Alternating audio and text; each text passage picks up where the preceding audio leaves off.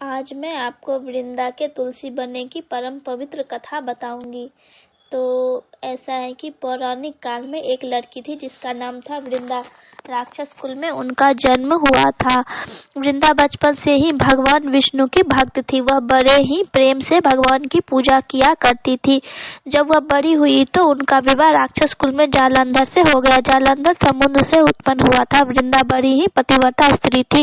वे सदा अपने पति की सेवा किया करती थी। एक बार देवताओं और दानवों में युद्ध हुआ। युद्ध पर जाने लगे तो वृंदा ने जालंधर से कहा, स्वामी आप युद्ध पर जा रहे हैं, आप जब तक युद्ध में रहेंगे मैं पूजा पर बैठकर आपकी जीत के लिए अनुष्ठान करूंगी।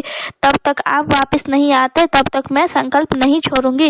जालंधर तो युद्ध में चले गए और वृंदा व्रत का संकल्प ले पूजा में बैठ गई। उनके व्रत के प्रभाव से देवता भी जालंधर को हरा न सके। सारे देवता हारने लगे। तब वह भगवान विष्णु के पास गए और सबने भगवान से प्रार्थना की। भगवान कहने लगे, वृंदा मेरी परम भक्त है, मैं उसके साथ छल नहीं कर सकता। तब देवताओं ने कहा, भगवान आप दूसरा कोई उपाय नहीं है, अब आप ही हमारी मदद कर सकते हैं। तब भगवान ने जालंधर का रूप रखा और वृंदा के महल में जा पहुंचे। जैसे ही वृंदा ने अपने पति को देखा वह पूजा से उठ अपने पति के चरण छूने लगी। जैसे ही वृंदा का संकल्प टूटा देवताओं ने जालंधर का सिर काट दिया और जालंधर का सिर वृंदा के महल में जा गिरा। वृंदा ने जब देखा मेरे पति का सिर कटा पड़ा है तब वह पूछी, आप कौन है जिसका मैं स्पर्श की हूँ? तो भगवान ने अपने रूप में आ गए और कुछ न बोल पाए। तब वृंदा ने भगवान को श्राप दे दिया, आप पत्थर के हो जाओ।